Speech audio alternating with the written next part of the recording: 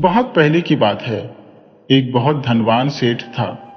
उसके घर में किसी चीज की कमी नहीं थी। उसका कारोबार बहुत सफलतापूर्वक चल रहा था। उसकी एक दुकान थी जो दिन दूनी रात चौगुनी तरक्की कर रही थी। सेठ के 3 पुत्र थे। सेठ ने उन्हें बेहतरीन शिक्षा दी, लेकिन जैसे जैसे समय बीतता गया, सेठ की उम्र भी बढ़ने लगी।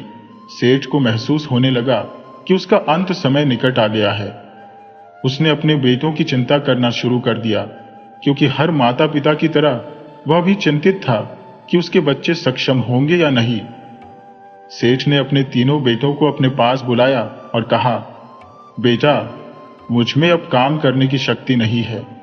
मैं चाहता हूं कि यह कारोबार तुम्हारे हवाले कर दो, क्योंकि मेरा समय अब निकट है और मुझे प्रभुधाम के लिए प्रस्थान करना होगा। लेकिन इससे पहले मैं यह देखना चाहता हूं कि तुम में से कौन इसके योग्य है।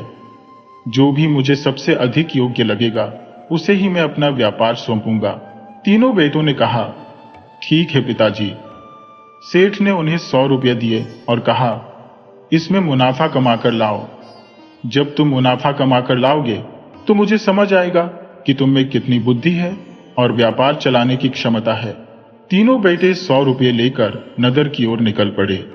नगर पहुंचने पर उन्होंने वस्त्र खरीदे। 2 बड़े बेटे, जो अधिक चतुर थे, 100 रुपये के वस्त्र खरीदकर गांव में 200 रुपये में बेच आए और पिताजी को 200 रुपये सौंप दिए। लेकिन तीसरा बेटा, जो बहुत भोला था, 100 रुपये लेकर निकला और वस्त्र तो खरीदे, पर वह बहुत भोला था। वह पैदल ही गांव की ओर लौट रहा था। गर्मी का समय था और रास्ते में एक जंगल पड़ता था। जंगल में चलते चलते थक गया और एक पीपल के पेड़ के नीचे आराम करने बैठ गया। थोड़ी देर में उसने देखा कि हवा चल रही है। पीपल का पेड़ हिल रहा था। भोलेपन में उसे लगा कि पीपल को ठंड लग रही है। उसने जो वस्त्र खरीदा था वह पीपल के चारों तरफ लपेट दिया और बोला, पीपल भाई, मैंने तुम्हें यह वस्त्र उधार में दिया है। 1 महीने के बाद मैं अपने पैसे लेने आऊंगा। अब मैं घर जा रहा हूं। जब तीसरा बेटा सेठ के घर आया तो घर वालों ने पूछा, भैया, तुम कितना कमा कर लाए हो? उसने सारी बात बताई कि उसने अपना पैसा उधार में दे दिया है। पीपल को ठंड लग रही थी, इसलिए उसे कपड़ा उधार दिया। 1 महीने बाद मैं पीपल से पैसे लेने जाऊंगा। यह सुनकर घर वालों ने पहले तो उसका मजाक उड़ाया और फिर गुस्से से उसे भला बुरा कहने लगे। उसे बेवकूफ, नकारा और निकम्मा कहने लगे। पर सेठ को अपने तीसरे बेटे की चिंता थी। वह सोचता था, मेरा बेटा बहुत भोला है, इस संसार में कैसे अपना जीवन यापन करेगा। लेकिन वह उसके भोलेपन से खुश भी था कि उसके अंदर कोई छल कपट नहीं था। इसलिए सेठ उसकी परीक्षा ले रहा था। वह जानता था कि दोनों बड़े भाई चतुर हैं और किसी न किसी तरह मुनाफा कमा लेंगे। लेकिन उसका तीसरा बेटा अगर ऐसा ही रहा तो लोग उसे जीने नहीं देंगे। इसीलिए सेठ बार बार उसकी परीक्षा ले रहा था। अब धीरे धीरे महीना बीत गया। जब वह महीना बीत गया तो वह पीपल के वृक्ष के पास गया और बोला, हे पीपल, मैंने तुमसे 1 महीने की उधारी का वादा किया था, जो आज पूरा हो गया है। अब तुम मेरा हिसाब कर दो। यह सुनकर पीपल हिलने लगा। तभी उसने देखा कि वहां एक खड्डा दिखाई दिया। उसने उस खड्डे को थोड़ा और खोदना शुरू कर दिया और यह देखकर हैरान रह गया कि उसमें सोने की ईंटें छुपी थी। उसने 4 सोने की ईंटें वहां से निकाली और अपने घर वालों के पास जाकर कहा, देखो, पीपल ने मेरी उधारी चुका दी है। घर वाले यह देखकर बेहद खुश हुए और ईंटों को संभालकर अंदर रख दिया। सेठ ने सोचा कि इस बार तो इसके भाग्य ने साथ दे दिया है। यह कोई चमत्कार ही है जो इसे सोने की ईंटें मिल गई, क्योंकि मेरा बेटा चोरी तो नहीं कर सकता। सेठ ने मन में सोचा, शायद पीपल देवता इसके भोलेपन से प्रभावित होकर प्रसन्न हो गए हैं, क्योंकि पीपल पर देवताओं का वास होता है। इस विचार के साथ सेठ ने सोचा कि एक और परीक्षा ली जाए। उसने फिर से तीनों बेटों को 100 रुपए दिए और कहा, जाओ और मुनाफा कमा कर लाओ। दोनों बड़े बेटे पिछली बार की तरह शहर गए और 100 रुपए का कपड़ा खरीदकर 200 रुपये में बेच दिया और 200 रुपये पिताजी को दे दिए। लेकिन तीसरा बेटा, जो बड़ा भोला था, रास्ते में जा रहा था। तभी उसने एक जोगी को देखा जिसके हाथ में एक सांप था। भोले ने जोगी से पूछा, यह तेरे पास क्या है भाई? जोगी ने कहा, भाई यह सांप है। भोले बेटे ने जोगी से कहा, यह 100 रुपये ले लो और मुझे यह सांप दे दो। जोगी को और क्या चाहिए था, उसने 100 रुपये में सांप बेच दिया। भोला सांप खरीदकर घर आ गया। घर पहुंचते ही जब परिवार वालों ने पूछा, क्या लाए हो, तो उसने सांप निकालकर दिखा दिया। अब तो घर के लोग सांप देखकर चिल्लाने लगे, डरने लगे और उसे भला बुरा कहने लगे। उसकी भाभियां और पड़ोसी भी उल्टा सीधा कहने लगे कि वह खुद तो मरेगा ही, हमें भी मरवाएगा। वे सब कहने लगे कि सांप किसी न किसी को डस लेगा। भोला बेचारा बहुत अपमानित हुआ। भोले की पत्नी, जो बड़ी दयालु और सीधी सादी थी, ने कहा, स्वामी चलो अब गांव छोड़ देते हैं, क्योंकि यहां कोई भी आपको पसंद नहीं करता। भोले को अपनी पत्नी की बात सही लगी और वह सांप, गाय और बछड़ा लेकर चल दिया। साथ में वह थोड़ा बहुत दहेज का सामान भी ले आया। वे दोनों गांव से निकल पड़े। कुछ दूर चलने के बाद वे एक गांव पहुंचे जहां एक बूढ़ी विधवा महिला अकेले रहती थी। भोले ने उस महिला को अपना परिचय दिया और कहा, हम थक गए हैं, हमें यहां थोड़ी देर रुकने की अनुमति दें। बूढ़ी महिला ने उन्हें सहर्ष अपने घर में आश्रय दिया। उसने देखा कि उनके साथ एक गाय भी थी। उसी दिन से गाय के दूध में 250 ग्राम की वृद्धि हो गई। अब गाय 1.25 किलो दूध देने लगी। आधा किलो दूध भोला और उसकी पत्नी पीते और आधा किलो दूध सांप और बछड़ा पीते। जो 250 ग्राम दूध बचता वह महिला पीने लगी, क्योंकि उसकी अपनी गाय अब दूध नहीं दे रही थी। बूढ़ी महिला बोली, मेरा इस दुनिया में कोई नहीं है, इसलिए तुम्हें यहां से जाने की कोई जरूरत नहीं है, मेरे ही घर में रहो। भोला और उसकी पत्नी ने उसकी बात मान ली और उसके घर में रहने लगे। भोला को रहते रहते 12 महीने बीत गए। एक दिन सांप ने भोले से कहा, हे भोले, तूने मेरी बड़ी सेवा की है। आज 12 महीने हो गए हैं, अब तेरा कर्ज उतारने की बारी आ गई है। मैं तुझे तुम्हारे विश्वास का प्रतिफल देने के लिए तैयार हूं। मुझे अब मेरे घर छोड़ दे। ये सुनकर भोला डरने लगा कि कहीं सांप उसे काट ना ले। भोला थोड़ा चिंतित था और कहने लगा, सांप भाई, अगर मैं तुम्हें तुम्हारे घर छोड़ने चला जाऊं तो तुम मुझे काटोगे तो नहीं? सांप ने बड़ी गंभीरता से वादा किया और बोला, मैं तुझे नहीं काटूंगा। तूने तो मुझे पाल पोस कर बड़ा किया है, दूध पिलाया है, मेरी जान बचाई है, मैं तुझे कैसे काट सकता हूं? भोला ने एक घड़ा लिया, उसमें सांप को रखकर ढक्कन बंद किया और उसे सिर पर रखकर चल पड़ा। रास्ते में उसे एक चूहा मिला। चूहे ने पूछा, सेठ जी, कहां जा रहे हो? भोला ने जवाब दिया, मैं सांप को उसके घर छोड़ने जा रहा हूं। चूहे ने कहा, मैं भी साथ चलूंगा। भोला ने कहा, तू मेरे साथ क्या करेगा? पता नहीं सांप का घर कितना दूर है, भूख प्यास लगेगी और जंगल में खाने पीने का कोई इंतजाम नहीं होगा। पर चूहा अपनी बात पर अड़ गया, नहीं, मैं तो आपके साथ ही चलूंगा। भोला, जो बहुत दयालु था, उसे अपने कंधे पर बिठाकर चल दिया। कुछ आगे जाकर उन्हें एक बिल्ली मिली। बिल्ली ने पूछा, सेठ जी, कहां जा रहे हो? भोला ने कहा, सांप को उसके घर छोड़ने जा रहा हूं। बिल्ली बोली, मैं भी साथ चलूंगी। भोला ने उसे भी समझाया कि जंगल में कोई खाना पीना नहीं मिलेगा, भूख प्यास से मर जाओगी। लेकिन बिल्ली भी अड़ी रही। भोला, जो दिल का बहुत साफ था, उसे भी दूसरे कंधे पर बिठा लिया और आगे बढ़ा। अब चलते चलते बहुत दूर जाने के बाद उन्हें एक कुत्ता मिला। कुत्ता दौड़कर आया और कहने लगा, सेठ जी, कहां जा रहे हो? भोला ने कहा, सांप को उसके घर छोड़ने जा रहा हूं। कुत्ते ने कहा, सेठ जी, मुझे भी अपने साथ ले चलो। भोला ने उसे भी बहुत समझाया कि जंगल में भटक जाओगे, लेकिन कुत्ता भी नहीं माना। अब सिर पर सांप का घड़ा, एक कंधे पर चूहा, दूसरे कंधे पर बिल्ली और पीछे पीछे कुत्ता, यह पूरा कारवां चलने लगा। आखिरकार जब भोला बहुत दूर निकल गया तो सांप ने कहा, सेठ जी, आप इतने धीरे धीरे क्यों चल रहे हो? भोला ने कहा, यहाँ मिट्टी का बहुत बड़ा टीला है। सांप बोला, यही मेरा घर है, आप मुझे घड़े से बाहर निकाल दो। मैं यहाँ थोड़ी देर आराम करूंगा और फिर अपने घर के अंदर जाऊंगा। भोला ने सांप को घड़े से बाहर निकाला और सभी वहीं बैठ गए, क्योंकि भोला थक चुका था। थोड़ी देर आराम करने के बाद सांप ने कहा, सेठ जी, अब आप मेरी पूंछ पकड़ लीजिए, हम घर के अंदर चलेंगे। भोला थोड़ा डरते हुए बोला, तू अपने घर ले जाकर मुझे खाएगा तो नहीं?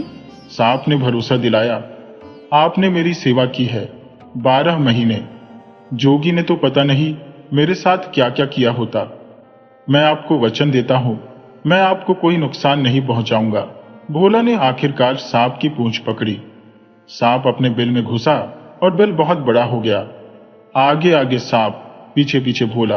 बहुत दूर जाने के बाद सांप बोला, सेठ जी, अब बहुत सारे बिच्छू और सांप मिलेंगे, आप डरना मत।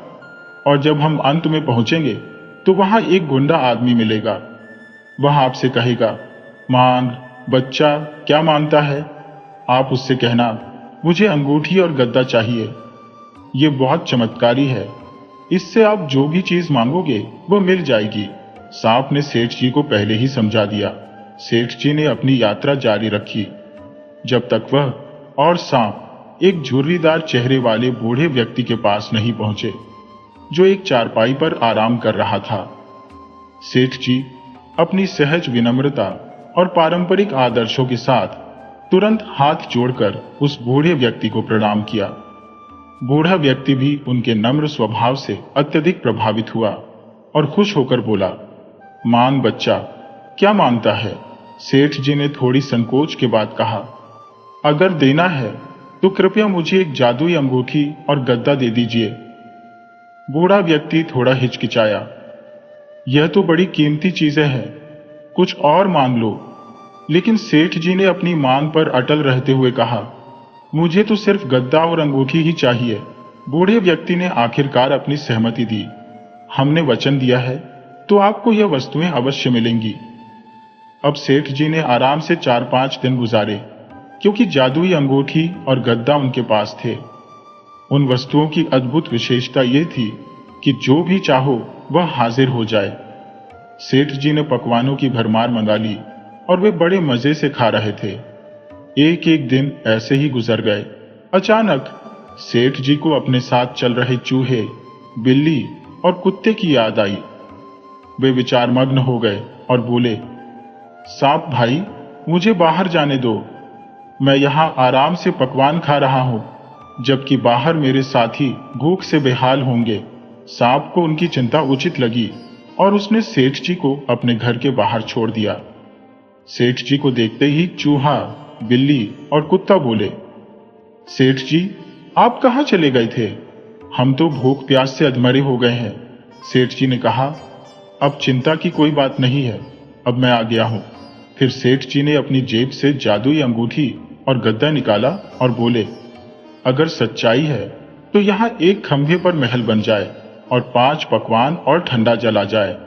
ये कहते ही वहां एक खंभे पर शानदार महल खड़ा हो गया और पकवानों की थालियां सामने आ गईं। सेठ जी, कुत्ता, बिल्ली और चूहे ने भरपेट भोजन किया और रात को उसी महल में आराम से सो गए। सुबह हुई तो उस क्षेत्र का राजा, जो पास के नगर में विचरण कर रहा था, उस अद्भुत महल को देखकर चकित रह गया। एक खंभे पर महल कैसे बन सकता है? ये सोचते हुए उसने आवाज लगाई, कोई है इस महल के अंदर? तो नीचे आओ। सेठ जी ने राजा की आवाज सुनी और नीचे आए। राजा ने कहा, मैं इस नगर का राजा हूं। सेठ जी ने विनम्रता से अपना परिचय दिया। राजा बोला, तुम तो बड़े ही सरल स्वभाव के इंसान हो और मुझे अपनी कन्या के लिए ऐसे ही व्यक्ति की तलाश थी। मैं अपनी पुत्री का विवाह तुमसे करना चाहता हूं। सेठ जी ने बहुत मना किया कि वे विवाह नहीं करना चाहते, लेकिन राजा अपनी जिद पर अड़ा रहा। अंततः उसने अपनी पुत्री का विवाह सेठ जी के साथ कर दिया। राजकुमारी के साथ साथ सेठ जी को बहुत सा धन, दास दासियां भी विदा की गईं सेठ जी अपनी नवविवाहिता पत्नी के साथ उसी एक खंभे वाले महल में लौट आए। अपनी सरल स्वभाव के चलते सेठ जी ने अपनी नई पत्नी को यह रहस्य भी बता दिया कि कैसे जादुई गद्दा और अंगूठी के कारण वह इतना वैभवशाली जीवन जी रही है।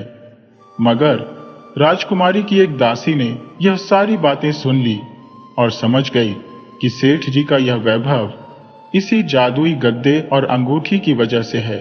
रात होते ही जब सेठ जी और राजकुमारी सो गए, वह चालाक दासी चोरी छिपे उनके कमरे में आई और जादुई अंगूठी और गद्दा चुराकर भाग गई। जैसे ही दासी ने जादुई अंगूठी और गद्दा चुराया, वह महल तुरंत ध्वस्त हो गया। अब राजा की बेटी भी सेठ जी पर नाराज हो गई और अपने पिता के पास महल लौट गई। इधर सेठ जी और उनके साथी कुत्ता, बिल्ली और चूहा भूख और प्यास से तड़पने लगे। ठंडी रात में वे बेचारे कांप रहे थे, जैसे ठंड का कहर उन पर बरप रहा हो। उन तीनों ने सोचा, सेठ जी कितने भोले और नेक दिल है। वे किसी का दुख नहीं देख सकते, किसी को भूखा प्यासा नहीं छोड़ सकते। हमें उनकी मदद करनी चाहिए। उन्होंने एक योजना बनाई। कुत्ते, बिल्ली और चूहे ने सेठ जी को बताया, हम जादुई अंगूठी और गद्दा वापस लाने जा रहे हैं, आप यही प्रतीक्षा करें। फिर वे दासी के घर की ओर बढ़े। चूहा बिल खोदकर घर के अंदर घुस गया, बिल्ली दीवार पर चढ़कर बैठ गई और कुत्ता बाहर पहरा देने लगा। चूहे ने अपनी पूंछ में मिर्ची पाउडर भर लिया और दासी के पास पहुंचा, जो गहरी नींद में थी। उसने मिर्ची पाउडर को दासी की नाक में डाल दिया। इससे दासी की खांसने की आवाज गूंजने लगी और इसी मौके का फायदा उठाकर चूहे ने तकिए के नीचे से अंगूठी और गद्दा निकाल लिया और उन्हें बिल्ली को दे दिया। बिल्ली ने उसे कुत्ते को सौंप दिया। तीनों फिर से सेठ जी के पास लौट आए। सेठ जी ने अंगूठी और गद्दा हाथ में लेकर कहा, यह अंगूठी और गद्दा वाकई चमत्कारी है। यदि यह किसी बुरे इंसान के हाथ में पड़ जाए तो इसका दुरुपयोग हो सकता है। हमें इन्हें सुरक्षित रखना चाहिए। इसके बाद सेठ जी ने कहा, अंगूठी और गद्दा, यदि यह सत्य है तो यहां फिर से एक खंभे पर महल खड़ा हो जाए और 5 पकवान और ठंडा जल आ जाए। इतना कहते ही सेठ जी, कुत्ता, बिल्ली और चूहा देख सकते थे कि पकवान की थालियां और महल फिर से उपस्थित हो गए। उन्होंने जी भरकर खाना खाया क्योंकि वे बहुत भूखे थे। रात में वे चारों उसी महल में सो गए। सुबह के समय वही राजा जिसने सेठ जी का विवाह अपनी पुत्री से कराया था, वहां आया।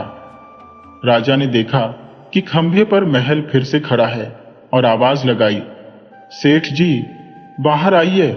सेठ जी बाहर आए और राजा ने कहा, मेरी बेटी तो नादान थी जो घर छोड़कर चली गई। उसे ऐसे नहीं जाना चाहिए था। आप उसे विदा कराकर वापस ससुराल ले जाएं, क्योंकि लड़कियां अपने ससुराल में ही अच्छी लगती हैं। सेठ जी ने कहा, हम आपकी बेटी को वापस ले जाएंगे, परंतु दासी को नहीं ले जाएंगे। राजा ने सहमति दी और कहा, ठीक है, सिर्फ मेरी बेटी को ही ले आओ। इसके बाद सेठ जी, कुत्ता, बिल्ली और चूहा राजकुमारी को वापस लाने के लिए गए। राजकुमारी के साथ साथ उन्होंने जादुई अंगूठी और गद्दा भी ले लिया और सभी को वापस ले आए। अब सेठ जी और उनकी पत्नी एक बार फिर अपने घर की ओर लौटने लगे। रास्ते में कुत्ता, बिल्ली और चूहे के घर आते जाते थे। जब कुत्ते का घर आया, वह वहां लौट गया। इसके बाद बिल्ली का घर आया तो वह भी अपने घर लौट गई। फिर चूहे का घर आया, वह भी वहीं लौट गया। वे तीनों सेठ जी को बहुत सारा धन देकर विदा हुए, क्योंकि सेठ जी उनके अच्छे मित्र थे और दिल के सच्चे इंसान थे। जब सेठ जी और राजकुमारी अपने घर लौटे तो सेठ जी ने अपने परिवार को जादुई अंगूठी और गद्दे की कहानी सुनाई और कहा कि इनका उपयोग सावधानी से करना चाहिए। रात होते होते वे सेठ जी और उनकी पत्नी उस महल में आराम से सो गए और सुबह जब वे उठे तो उनके चेहरे पर संतोष और सुख की मुस्कान थी, जो उन्हें इस यात्रा से प्राप्त हुई थी। हमारे घर के सामने कभी किसी का घर नहीं था और अचानक रातों रात ये महल खड़ा हो गया। ये कैसे हुआ? इसे देखकर कुमारिन बड़ी हैरान हुई।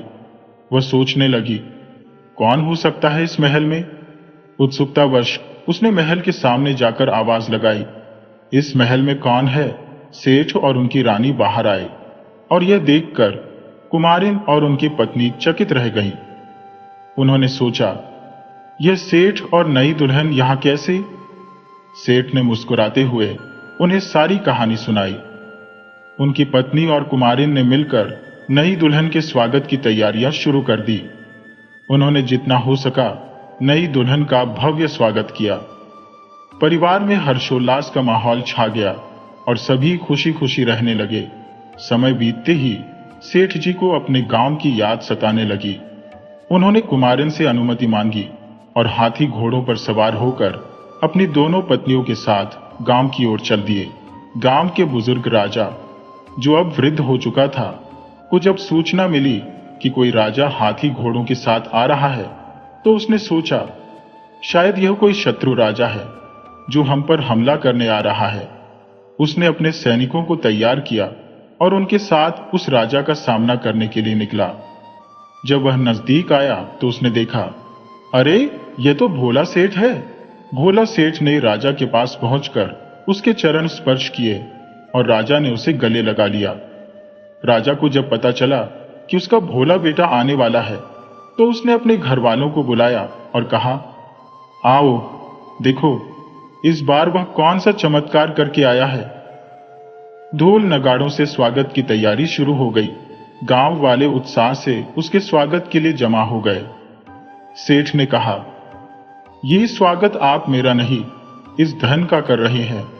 अगर मेरा स्वागत करना होता तो उस दिन करते जब मैं सांप लाया था। उस दिन तो आप सबने मुझे घर से निकाल दिया। घर वालों को अपनी गलती का एहसास हुआ और वे सेठ से माफी मांगने लगे। हमसे गलती हो गई, हमें माफ कर दो। उसी गांव के राजा की कोई संतान नहीं थी। उसने देखा कि भोला सेठ बहुत ही ईमानदार, संस्कारवान और दयालु है। राजा ने निर्णय लिया कि वह भोला सेठ को ही राजा बनाएगा। सेठ, जो अब वृद्धावस्था में था, अपने पुत्र के पास आया और उसे गले लगाया। उसने कहा, हीरे की परख तो जौहरी को ही होती है। मैंने अपने पुत्र को परख किया था, लेकिन मैं इसकी परीक्षा लेना चाहता था। सब लोग इसे मूर्ख समझते थे, पर मैंने देखा कि यह सच्चा हीरा है। इसके बाद सेठ के दोनों भाई भी चुपचाप गर्दन झुकाए खड़े रहे।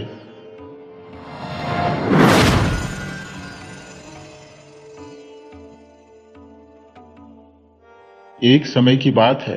एक दिन देवदत्त नाम का एक सन्यासी राजमहल के बाहर खड़ा होकर वहां के पहरेदार से कहने लगा, महाशय, महाराज से निवेदन करें कि देवदत्त नाम का एक सन्यासी उनसे मिलने के लिए उपस्थित है। राजा हीरा सिंह उस समय अपने रंग महल में राजनर्तकी चंद्रमुखी का नृत्य देखने में मग्न थे। पहरेदार ने आकर सूचना दी, महाराज, देवदत्त नामक एक सन्यासी आपसे मिलने के लिए राजमहल के बाहर खड़ा है। राजा हीरा सिंह, जो मदिरा के नशे में चूर थे, ने नशे की तरंग में कहा, पहरेदार, उस सन्यासी को तुरंत रंग महल में लेकर आओ। पहरेदार थोड़ा हैरान हुआ। फिर वह सन्यासी के पास जाकर बोला, सन्यासी जी, महाराज इस समय रंग महल में है, वह आपको वहीं बुला रहे हैं। पहरेदार की बात सुनकर सन्यासी देवदत्त अचरज में पड़ गया। उसने सोचा, राजा हीरा सिंह ने मुझे अपने रंग महल में बुलवाया है। क्या मेरे जैसे सन्यासी को इस राग रंग की महफिल में जाना चाहिए? थोड़ी देर विचार करने के बाद उसने निर्णय किया और कहा, ठीक है, मुझे रंग महल में ले चलो। कुछ समय बाद सन्यासी देवदत्त रंग महल के द्वार पर खड़ा था।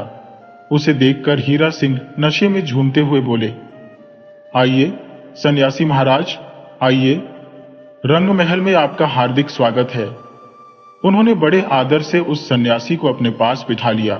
राजा ने अपने गले से माणिक की एक माला निकालकर सन्यासी देवदत्त को देते हुए कहा, लीजिए सन्यासी जी, हमारी ओर से यह तुच्छ भेंट स्वीकार कीजिए।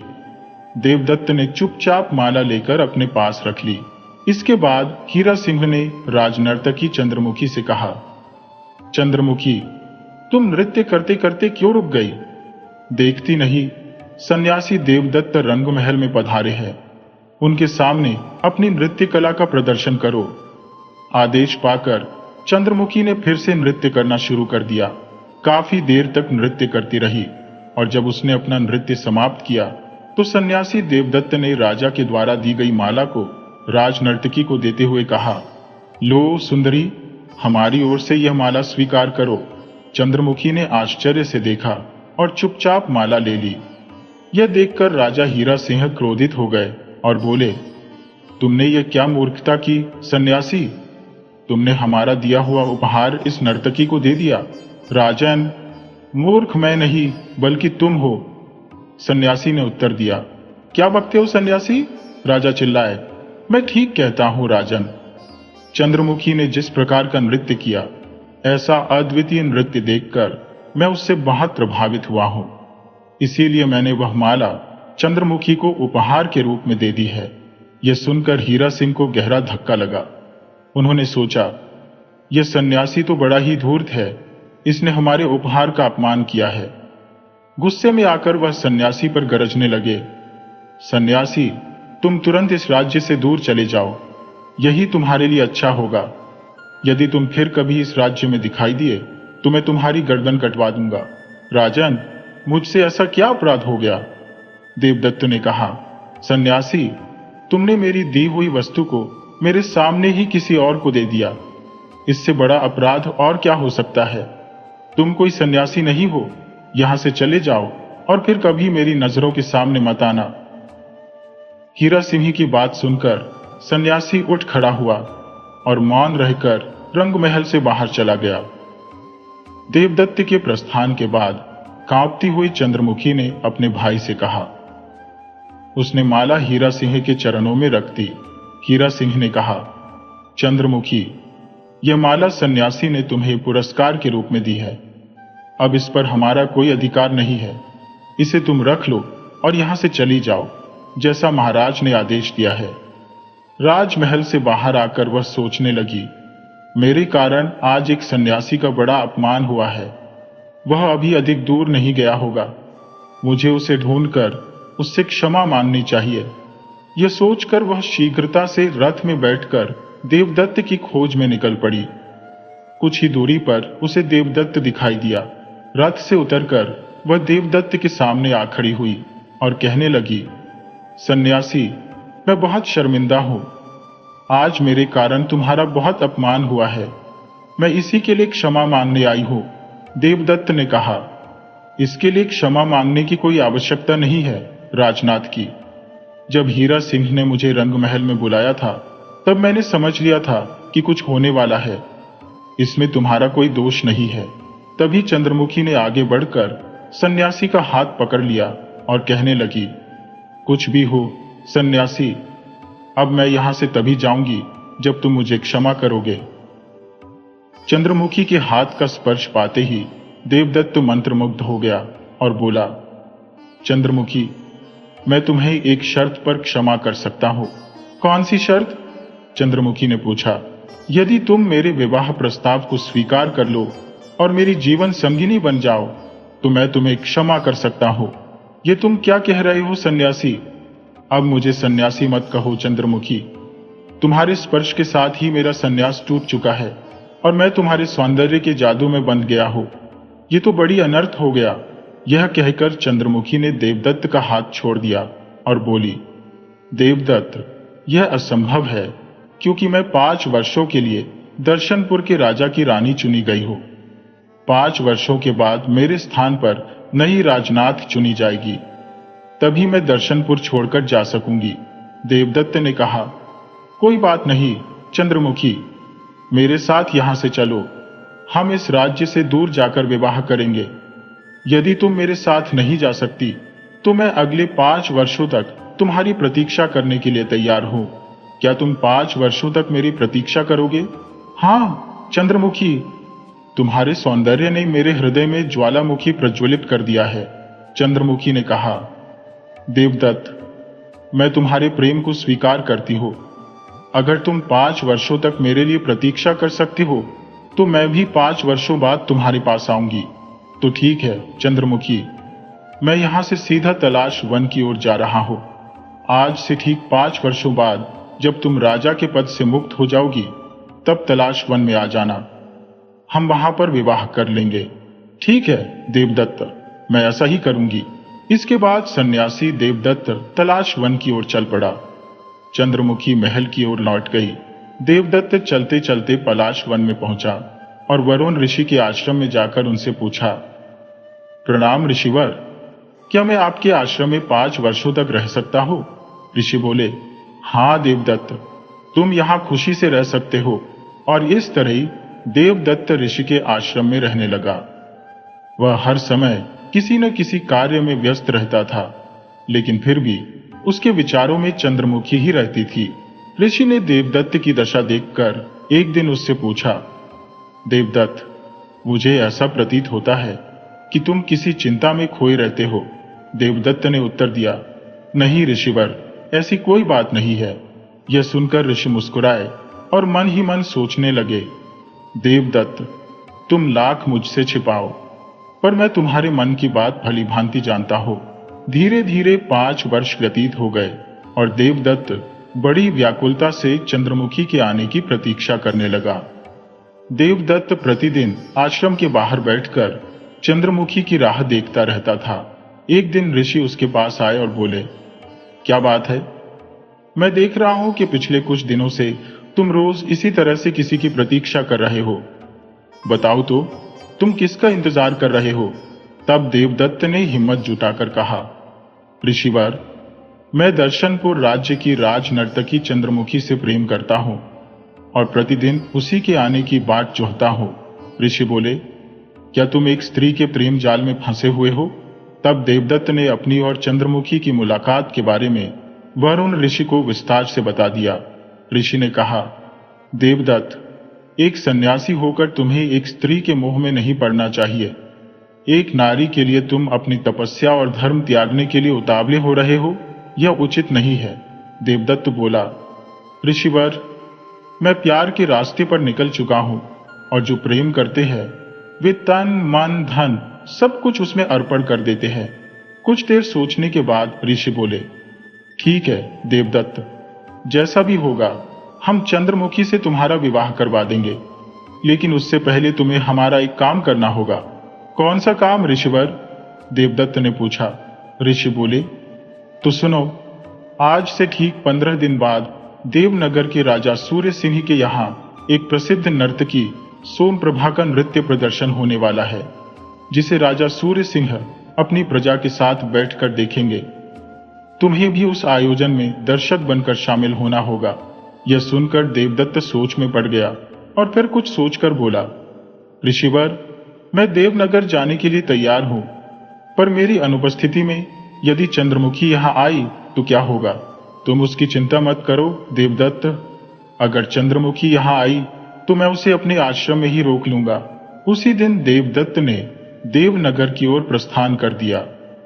उसे जाते हुए देखकर ऋषि मन ही मन सोचने लगे, देवदत्त, तुम एक नर्तकी के प्रेम जाल में फंस गए हो, इसीलिए इस जाल से तुम्हें एक नर्तकी के द्वारा ही निकाला जा सकता है।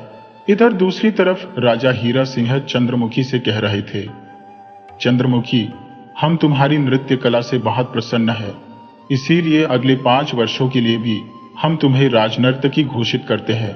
यह सुनकर चंद्रमुखी उदास हो गई, परंतु राजा की आज्ञा को वह टाल नहीं सकती थी। मन ही मन वह सोचने लगी, अब मैं क्या करूं? पलाश वन में देवदत्त मेरे आने की प्रतीक्षा कर रहा होगा। उसे क्या पता कि मैं यहां किस दुविधा में फंस चुकी हूं।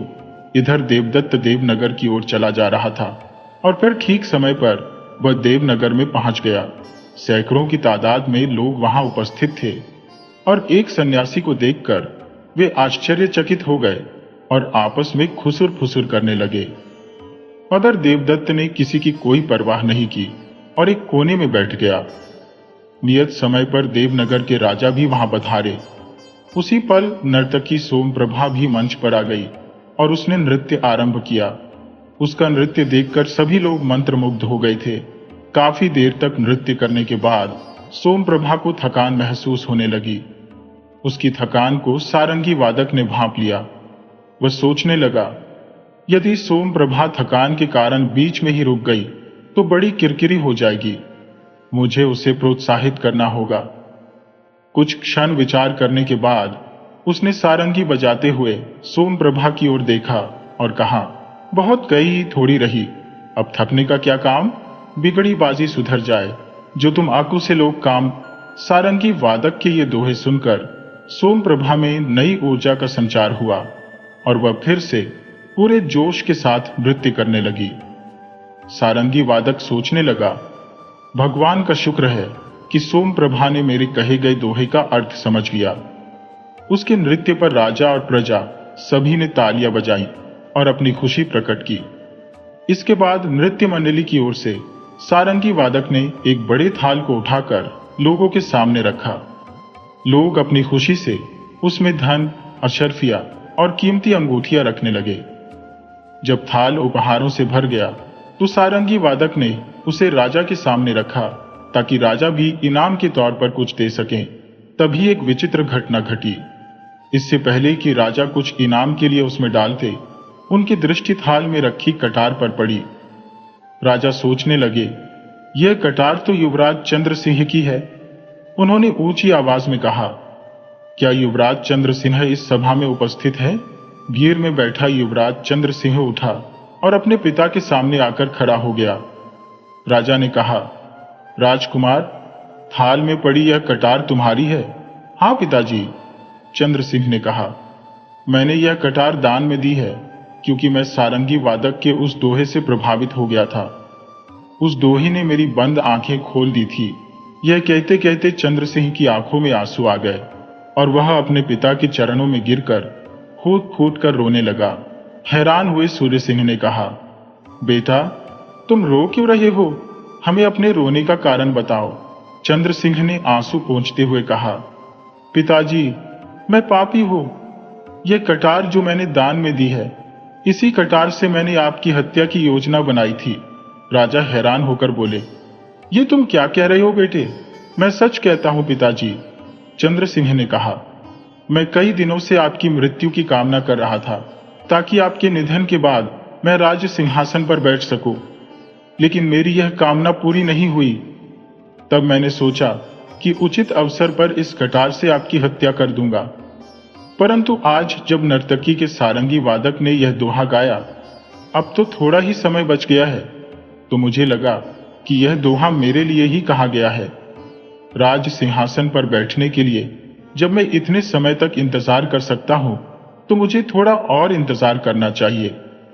आखिरकार सिंहासन मुझे ही तो मिलना है, फिर क्यों मैं आपकी हत्या का पाप कमाऊं? इस प्रकार सारंगी वादक ने मुझे आपकी हत्या के पाप से बचा लिया। राजा ने कहा, ओ युवराज, तुम्हें उचित समय पर सद्बुद्धि आ गई, हमें इस बात की खुशी है। इसके बाद राजा ने पुनः उस थाल की ओर देखा। तभी उनकी दृष्टि एक अद्भुत हार पर पड़ी, जिससे वे पुनः चकित हो गए। जैसे ही महाराज ने उस हार पर दृष्टि डाली, उन्होंने पहचान लिया कि यह उनकी पुत्री राजकुमारी चंद्रकला का ही है। महाराज ने अपनी बेटी से पूछा, बेटी, तुमने यह हार दान में क्यों दिया? चंद्रकला ने उत्तर दिया, पिताजी, सारंगी वादक के द्वारा कही गई पंक्तियों ने मेरी आंखें खोल दी। दरअसल चंद्रकला बचपन से ही महामंत्री सुमित्रा सेन के बेटे आनंद सेन से प्रेम करती थी और उससे विवाह करने की आकांक्षी थी। परंतु उनके कुल की परंपरा के अनुसार जब तक कन्या 20 वर्ष की न हो, तब तक उसका विवाह नहीं होता और चंद्रकला की आयु उस समय केवल 16 वर्ष की थी। शादी के लिए उसे अभी भी 4 साल का इंतजार करना पड़ता, लेकिन अपने प्रेम के लिए वह अत्यंत व्याकुल थी और अधिक प्रतीक्षा नहीं करना चाहती थी। उसने आनंद सेन के साथ राज्य से भागकर विवाह करने का दृढ़ निश्चय कर लिया था। मगर जब सारंगी वादक ने गाया, थोड़ी रह गई, अब थकने का क्या काम, तब चंद्रकला को लगा जैसे ये पंक्तियां उसके लिए ही कही गई हो। उसने सोचा, मैं 16 वर्ष तक इंतजार कर सकती हूँ, तो 4 वर्ष और क्यों नहीं। चंद्रकला को यह एहसास हुआ कि उसे अपने प्रेमी से विवाह के लिए भागने की आवश्यकता नहीं है। समय आने पर उसका विवाह अपने प्रेमी से हो ही जाएगा। ऐसा करने से उसके पिता की प्रतिष्ठा भी बनी रहेगी। इस विचार ने उसकी आंखें खोल दी और उसने भागकर विवाह करने का इरादा त्याग दिया। इसीलिए उसने वह कीमती हार दान कर दिया। ये बताते हुए उसकी आंखों से आंसू बह निकले। महाराज ने कहा, बेटी, सचमुच तुमने सही निर्णय लिया। यदि तुम भागकर विवाह करती तो हमारा सिर शर्म से झुक जाता। भगवान का शुक्र है कि तुम्हें सद्बुद्धि आ गई।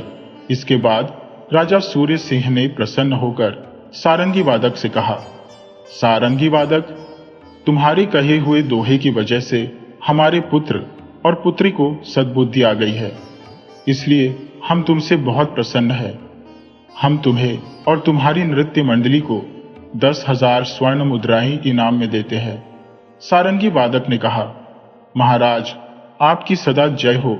इस दौरान सन्यासी देवदत्त भी यह सब देख रहे थे। सभा समाप्त होने के बाद वह भी पलाश वन की ओर लौट गए। कई दिनों की यात्रा के बाद जब वे पलाश वन पहुंचे तो वरुण ने उनका स्वागत किया। वरुण ने पूछा, देवदत्त, कैसा रहा तुम्हारा सफर? सब कुछ बहुत अच्छा था ऋषिवर, लेकिन मेरी समझ में यह नहीं आया कि आपने मुझे वहां क्यों भेजा। देवदत्त ने उत्तर दिया, देवदत्त, तुमने वहां सारंगी वादक से कौन सा दोहा सुना? ऋषि ने पूछा। उसने कहा था, बहुत गई थोड़ी रही, अब थकने का क्या काम, बिगड़ी बाजी सुधर जाए, जो तुम अक्ल से लोग काम। देवदत्त इस दोहे को सुनकर वहां का राजकुमार और राजकुमारी सद्बुद्धि को प्राप्त हो गए। फिर तुम्हारी आंखें क्यों नहीं खुली? क्या तुम इस दोहे का गहन अर्थ नहीं समझ सके? ऋषि ने कहा। देवदत्त ने कहा, मैं आपकी बात नहीं समझ पा रहा हूं। देवदत्त, एक समय था जब तुम एक महान तपस्वी थे। जहां भी तुम जाते थे लोग तुम्हारे तपोबल के कारण तुम्हारा आदर करते थे, लेकिन आज तुम एक नर्तकी के मोहपाश में फंस चुके हो। तुम सारंगी वादक की चेतावनी को भी समझ नहीं पाए। ऋषि ने कहा। इस प्रकार देवदत्त को अपनी भूल का एहसास हुआ और उन्होंने अपने जीवन में नई दिशा की ओर कदम बढ़ाया। सुनो, उस सारंगी वादक के दोहे में तुम्हारे लिए एक गहन चेतावनी छिपी थी। अब बस थोड़ा समय ही शेष है। जब तुमने अपना पूरा जीवन संन्यास में व्यतीत किया है तो फिर अब संसार के मोह में क्यों फंसते हो? सांसारिक जीवन का आकर्षण छोड़कर प्रभु में ध्यान लगाओ, इसी में तुम्हारा कल्याण है। क्यों कुछ दिनों के सुख के लिए जीवन को संकट में डालते हो? ये सुनकर देवदत्त की आंखें खुल गईं। वह बोल उठा, ऋषिवर, मुझे क्षमा कर दीजिए। मैं बहुत अधर्मी हूं, जो अपने धर्म को भूलकर चंद्रमुखी के मोह में अंधा हो गया था। देवदत्त ने उसी क्षण ऋषि का आशीर्वाद लिया और हिमालय पर्वत पर तपस्या करने के लिए प्रस्थान कर गया। दूसरी ओर 5 वर्ष बीत जाने के बाद जब राजनाथ की चंद्रमुखी अपने पद से मुक्त हुई तो उसने सोचा, अब मुझे पलाश वन जाना चाहिए। क्या पता इतने वर्षों के बाद भी मुझे सन्यासी देवदत्त वहां मिल जाए। चंद्रमुखी उसी दिन पलाश वन की ओर रवाना हो गई। देवदत्त को खोजते खोजते उसे कई दिन बीत गए, लेकिन उसे देवदत्त का कोई पता नहीं चला।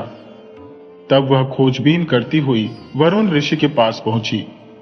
उसे देखकर वरुण ऋषि ने कहा, आओ राजनाथ की चंद्रमुखी, आओ।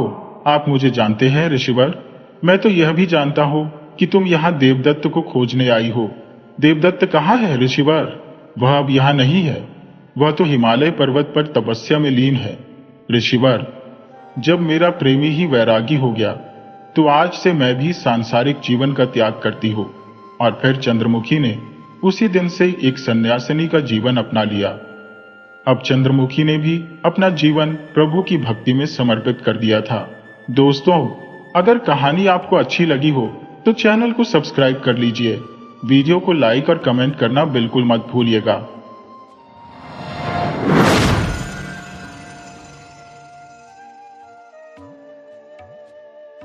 गिरिपुर नामक एक राज्य में स्थित एक छोटे से गांव का नाम रामवर था। इस गांव में रमन नामक एक व्यापारी निवास करता था, जिसके परिवार में कई सदस्य थे। एक पत्नी, एक पुत्र और 2 पुत्रियां। पुत्र का नाम धनशेखर था और पुत्रियों का नाम शांतामणि और चिंतामणि था। रमन की एक अत्यधिक आकांक्षा थी कि वह अपनी बड़ी पुत्री की शादी राजधानी में उच्च पदस्थ किसी योग्य युवक से करवा दे। हाल ही में रमन को एक प्रस्ताव के बारे में पता चला। वह युवक राजधानी में राजा के खजाने का प्रहरी था और उसका नाम दिवाकर था। वह युवक अत्यंत आकर्षक, बुद्धिमान और साहसी था। रमन ने सुना कि दिवाकर राजधानी के बाहर किसी सुंदर कन्या से विवाह करने की इच्छा रखता था। रमन दिवाकर से मिलकर उसे जानने के लिए राजधानी पहुंच गया। उसने वहां 2-3 दिन बिताए और दिवाकर के बारे में पूरी जानकारी जुटाई। फिर वह दिवाकर से मिलने के लिए उसके पास गया। रमन ने दिवाकर से उसकी नौकरी की पूरी जानकारी प्राप्त की। दिवाकर की बातचीत का ढंग और उसकी शिष्टता रमन को बहुत भाई। रमन ने दिवाकर को अपनी पुत्री के बारे में बताया और कहा कि यदि तुम्हें यह प्रस्ताव स्वीकार्य लगे तो हमारे गांव रामवर आकर कन्या को देख सकते हो। 1 सप्ताह के बाद दिवाकर रामवर गांव में पहुंच गया। जब वह रमन के घर के पास पहुंचा तो उसने एक युवती को देखा जो अत्यंत सुंदर और विनम्र प्रतीत हो रही थी। दिवाकर ने समझ लिया कि यह रमन की बड़ी पुत्री होगी। दिवाकर घर के अंदर गया, जहां रमन ने उसका स्वागत किया और धीरे धीरे पूरे परिवार से परिचय कराया। इतना होते ही रमन की दूसरी पुत्री चिंतामणि रोती हुई आई। रमन ने चिंता में पूछा, चिंतामणि, तुम्हें क्या हुआ है? चिंतामणि ने कहा, हलों की दुकान से लौटते समय एक शैतान युवक ने गली में सबके सामने मेरा मजाक उड़ाया। चिंतामणि की आंखों से आंसू बह रहे थे। उसने कहा कि वह युवक बहुत ही शरारती और दुष्ट है और उसका पिता गजराज प्रसिद्ध काला चोर है। रमन ने चिंतामणि से कहा, तुम्हें ऐसे दुष्टों से दूर रहना चाहिए। आखिर तुम अकेली फलों की दुकान पर क्यों गई थी? धनशेखर ने अपनी बहन से कहा कि इसे कमरे में बंद कर दो, भूखा रहेगा तो शायद उसका दिमाग ठिकाने आ जाएगा। धनशेखर चिंतामणि पर बहुत नाराज था। चिंतामणि रोते हुए वहां से चली गई। दिवाकर जो सब कुछ देख रहा था, उसने रमन से कहा, मुझे अब जाने की अनुमति दें। रमन ने कहा, यह मेरी दूसरी पुत्री है, उसे बातचीत की आदत नहीं है। क्या आपको मेरी बड़ी पुत्री पसंद आई? दिवाकर ने कहा, निर्णय लेने से पहले मुझे कुछ समय चाहिए। मुझे बहुत दूर जाना है और अंधेरा होने वाला है। मुझे अभी निकलना पड़ेगा। यह कहकर वह घर से बाहर निकल गया।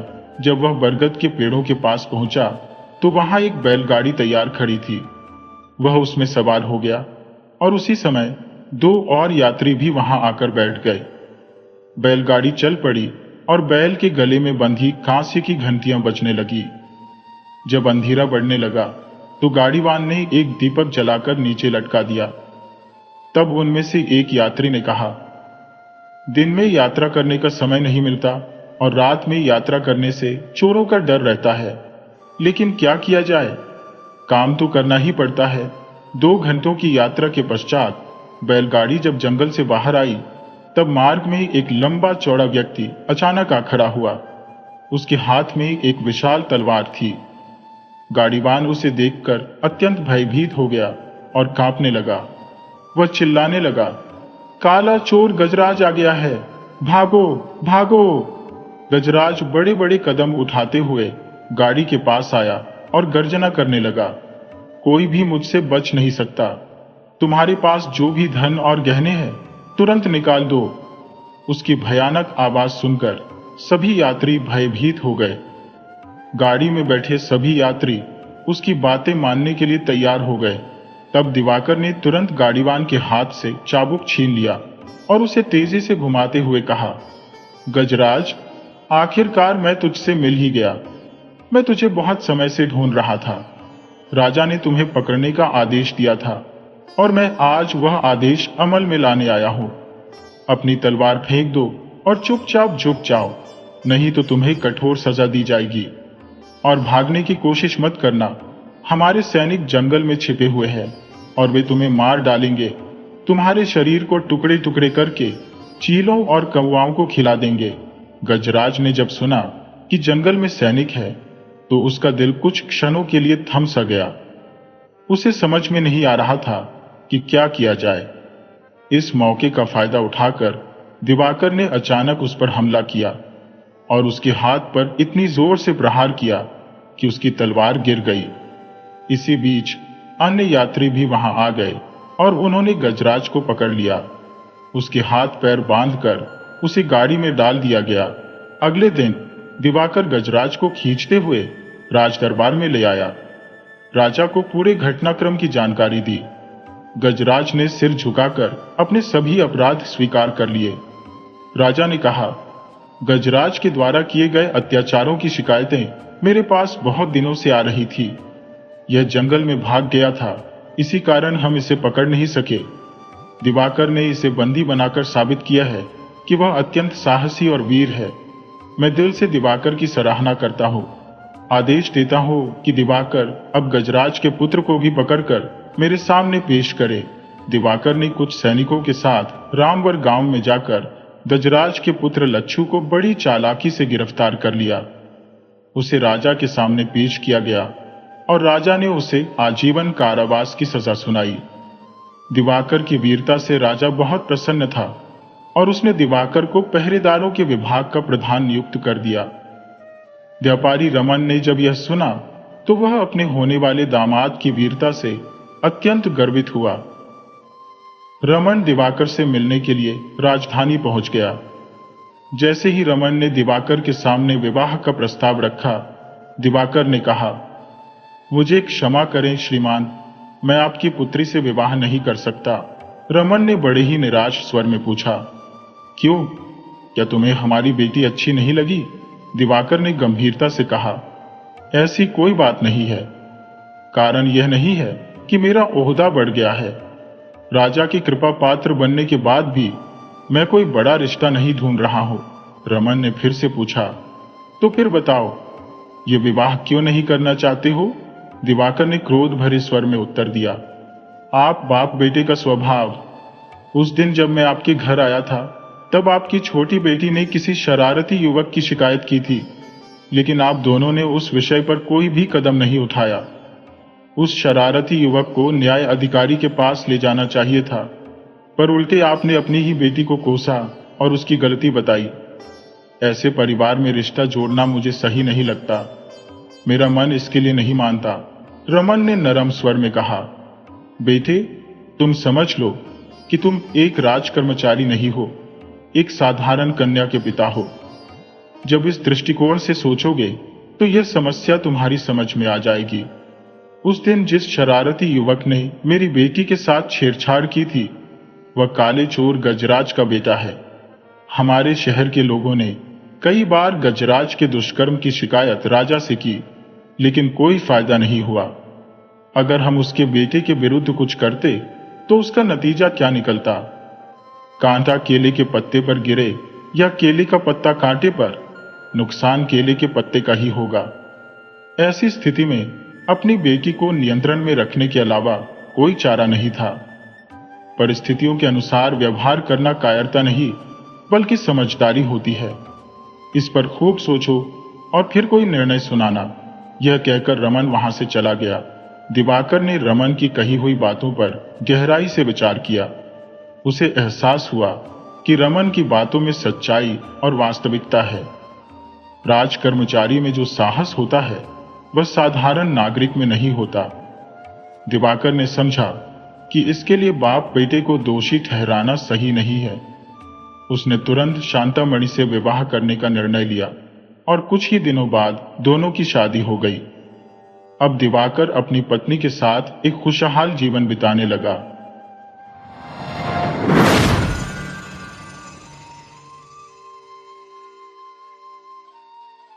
एक अरसे की बात है, एक फकीर मिजाज इंसान था जिसके 3 बेटे थे। वह अक्सर अपने बेटों से कहता, मेरे प्यारे बेटो, हमारे पास न धन दौलत है और ना ही सोने चांदी का कोई भंडार, इसलिए तुम्हें एक अनूठा खजाना इकट्ठा करना चाहिए।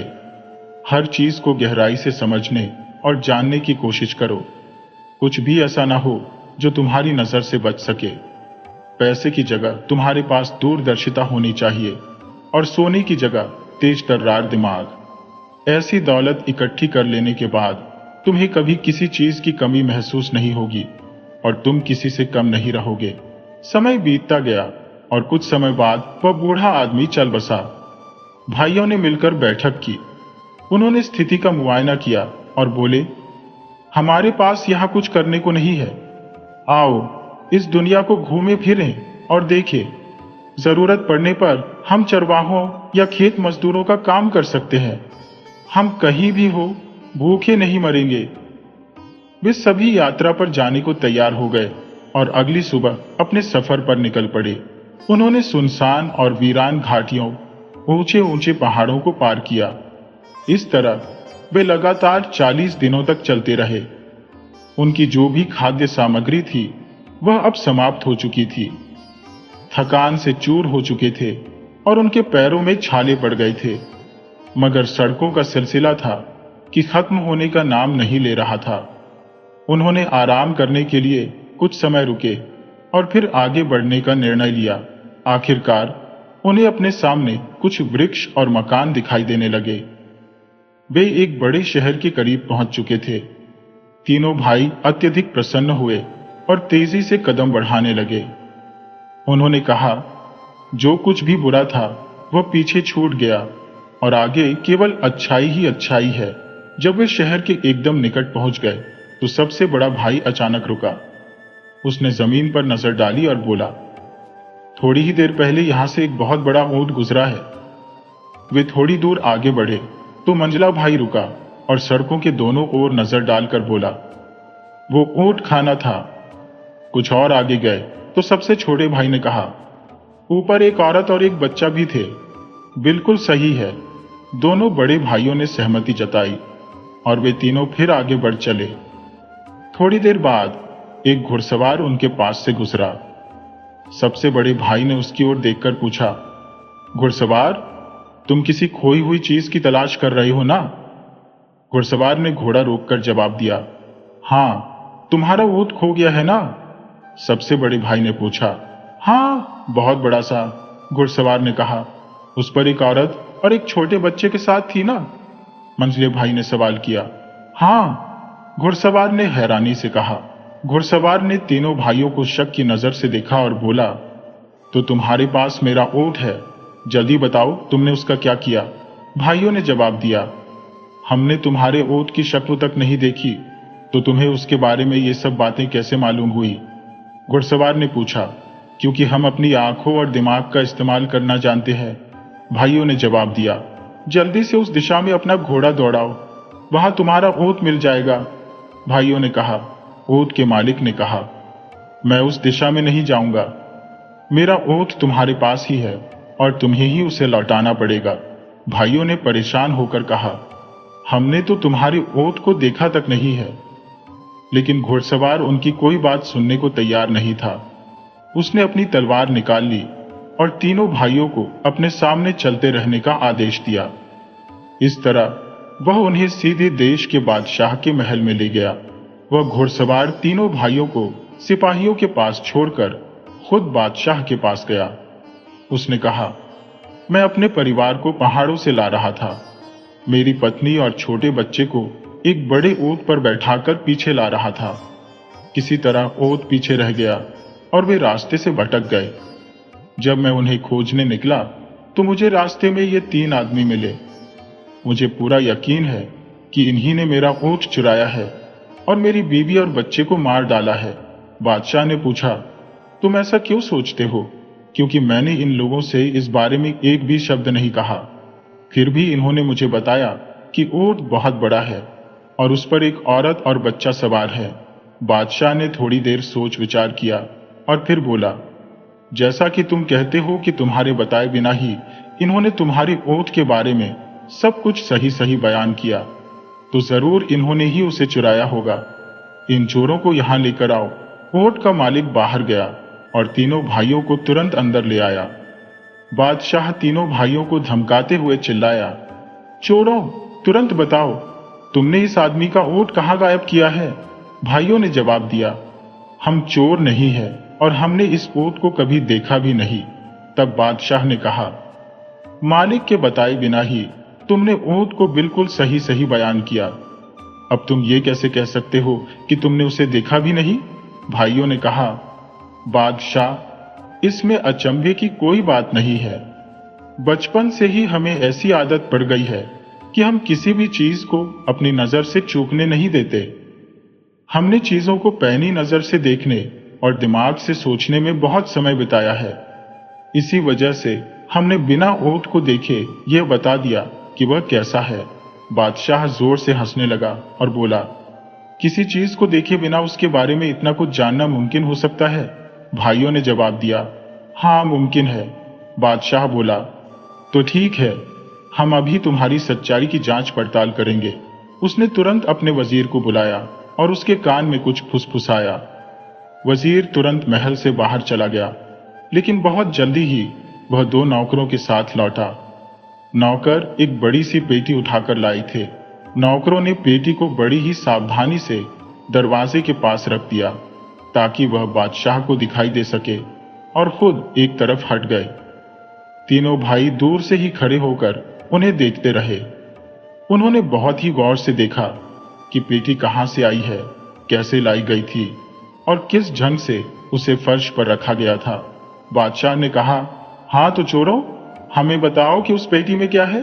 सबसे बड़े भाई ने कहा, बादशाह सलामत, हम पहले ही यह अर्ज कर चुके हैं कि हम चोर नहीं हैं, पर यदि आप चाहें तो हम आपको यह बता सकते हैं कि उस पेटी में क्या है। उसमें कोई छोटी सी गोल चीज है। तभी मंझला भाई बोल पड़ा, उसमें अनार है। और छोटे भाई ने जोड़ा, हाँ उसमें अनार है, और वह भी अभी कच्चा है। यह सुनकर बादशाह ने पेटी को नजदीक लाने का हुक्म दिया। नौकरों ने तुरंत हुक्म का पालन किया। बादशाह ने नौकरों से पेटी को खोलने के लिए कहा। जब पेटी खुल गई और उसमें कच्चा अनार दिखाई दिया तो उसकी हैरानी की कोई सीमा नहीं रही। आश्चर्यचकित बादशाह ने अनार निकालकर वहां पर मौजूद सभी लोगों को दिखाया। फिर उसने ऊंट के मालिक से कहा, इन लोगों ने यह साबित कर दिया कि ये चोर नहीं है। वास्तव में ये बहुत ही समझदार लोग हैं। तुम कहीं और जाकर अपने ऊंट को तलाश करो। बादशाह के महल में उस समय उपस्थित सभी लोगों की हैरानी का कोई ठिकाना न था, मगर सबसे बढ़कर तो खुद बादशाह ही हैरान था। उसने हर तरह के बढ़िया और लजीज खाने मंगवाए और इन भाइयों की खातिरदारी की। बादशाह ने कहा, तुम लोग बिल्कुल बेकसूर हो और जहां भी जाना चाहो जा सकते हो, मगर जाने से पहले मुझे सारी बात साफ साफ बताओ। तुम्हें यह कैसे पता चला कि उस आदमी का ऊंट खो गया है, और तुमने कैसे जाना कि ऊंट कैसा था? सबसे बड़े भाई ने कहा, धूल पर उसके पैरों के निशानों से मुझे मालूम हुआ कि कोई बहुत बड़ा ऊंट वहां से गुजरा है। जब मैंने अपने पास से गुजरने वाले घुड़सवार को चारों ओर नजर दौड़ाते देखा तो उसी वक्त मेरी समझ में यह बात आ गई कि वह क्या खोज रहा है। बादशाह ने कहा, बहुत खूब। अच्छा, अब यह बताओ कि तुम में से किसने इस घुड़सवार को यह बताया कि ऊंट खाना है, क्योंकि ऊंट खाने के निशान नहीं छोड़ता। मंझले भाई ने जवाब दिया, मैंने यह अनुमान इसलिए लगाया कि सड़क के दाईं ओर की घास तो ऊंट ने चर ली थी, मगर बाईं ओर की घास ज्यों की त्यों थी। बादशाह ने कहा, बहुत खूब। तुम में से यह अनुमान किसने लगाया था कि उस पर बच्चा और एक औरत सवार थे? सबसे छोटे भाई ने जवाब दिया, मैंने देखा कि एक जगह पर ऊंट के घुटने टेक कर बैठने के निशान बने हुए थे। उनके करीब ही मुझे रेत पर जूतों के निशान दिखाई पड़े। साथ ही छोटे छोटे पैरों के निशान भी थे, जिससे मुझे मालूम हुआ कि ये जूतों के निशान और साथ में एक छोटा बच्चा भी है। बहुत खूब, तुमने बिल्कुल सही कहा। बादशाह बोला, मगर तुम लोगों को यह कैसे पता चला कि पेटी में एक कच्चा अनार है? ये बात तो मेरी समझ में बिल्कुल नहीं आ रही। सबसे बड़ा भाई बोला, जिस तरह से दोनों नौकर पेटी को उठाकर लाई थे, उससे बिल्कुल जाहिर था कि वह जरा भी भारी नहीं है। जब वे पेटी को फर्श पर टिकाने लगे तो मुझे उसके अंदर किसी छोटी सी गोल चीज के लुढ़कने की आवाज सुनाई दी। फिर मंझला भाई बोला, मैंने यह अनुमान लगाया क्योंकि पेटी बगीचे की तरफ से लाई गई है और उसमें कोई छोटी सी गोल चीज है तो यह जरूर अनार ही होगा। उसका कारण यह है कि आपके महल के आसपास अनार के बहुत से पेड़ लगे हुए हैं। बादशाह ने कहा, बहुत खूब। और उसने छोटे भाई से पूछा, मगर तुमने यह कैसे पता लगाया कि अनार कच्चा है? इस वक्त तक बगीचे में सभी अनार कच्चे हैं, यह तो आप खुद भी देख सकते हैं। उसने जवाब दिया और खुली खिड़की की तरफ संकेत किया। बादशाह ने बाहर देखा तो पाया कि बगीचे में लगे अनार के सभी वृक्षों पर कच्चे अनार लटक रहे थे। बादशाह इन भाइयों की असाधारण पैनी नजर और तेज दिमाग से हैरान रह गया। बादशाह ने कहा, धन, दौलत और दुनियादारी की चीजों के नजरिए से तुम लोग बेशक अमीर नहीं हो, मगर तुम्हारे पास अक्ल का बहुत बड़ा खजाना जरूर है। बादशाह उनकी तारीफ करने लगा और फिर बादशाह ने तीनों भाइयों को बहुत से कीमती उपहार दिए और बड़ी ही इज्जत के साथ उन्हें विदा किया। अब तीनों भाई गरीब नहीं थे, वे अब बहुत सी धन दौलत के मालिक थे। वे वापस अपने गांव पहुंचे और एक अच्छा जीवन बिताने लगे।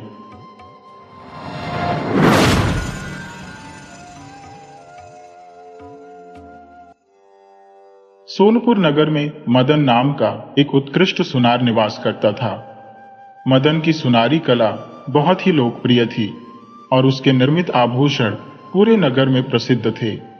उसके कुशल कारीगरी की ख्याति इतनी व्यापक थी कि दूर दूर से ग्राहक सोने के आभूषण बनवाने उसके पास आते थे। इसका प्रमुख कारण यह था कि मदन के आभूषण शुद्ध सोने के होते थे। वह अन्य सुनारों की तरह कभी भी मिलावट नहीं करता था। मदन अपनी पत्नी के साथ सुखी जीवन बिता रहा था, हालांकि उनके कोई संतान नहीं थी। मदन ने अपनी मेहनत और लगन से सुनारी के व्यवसाय को आरंभ किया और आज वह पूरे इलाके में एक प्रतिष्ठित सुनार के रूप में विख्यात था। लोग उसकी ईमानदारी की प्रशंसा करते थे, जिसके कारण उसके ग्राहकों की संख्या निरंतर बढ़ती जा रही थी। परंतु उसकी इसी ईमानदारी के कारण नगर के अन्य सुनार उससे ईर्ष्या करते थे। एक दिन मदन को राज्य के राजा का संदेश मिला। मदन राजमहल पहुंचा। वहां पहले से ही नगर के कुछ अन्य सुनार भी उपस्थित थे। सभी सुनार अचंभित थे कि राजा ने उन्हें क्यों बुलाया है। किसी ने अनुमान लगाया कि शायद राज परिवार में कोई विवाह समारोह होने वाला है या फिर राज्याभिषेक। दूसरे ने कहा, हो सकता है रानी अपने पुराने गहनों से ऊब गई हो और उन्हें तुड़वाकर नए गहने बनवाना चाहती हो। तीसरे ने विचार व्यक्त किया, नहीं, रानियां तो हमें स्वयं बुलाती हैं। ये मामला कुछ और ही प्रतीत होता है। शायद महाराज पड़ोसी राज्य को विशेष उपहार भेजना चाहते हैं और गहने बनवाने की जल्दी में है। मदन ने सभी के अनुमानों को शांत करते हुए कहा, इस प्रकार के अनुमान लगाने का कोई लाभ नहीं। महाराज स्वयं ही हमें सच्चाई बताएंगे। इतने में राजा स्वयं वहां आ पहुंचे। राजा ने कहा, मैंने आप सभी को एक विशेष कार्य के लिए बुलाया है। मैं चाहता हूं कि महल के मंदिर के लिए एक शुद्ध सोने की गणपति जी की मूर्ति बनाई जाए। आप सभी नगर के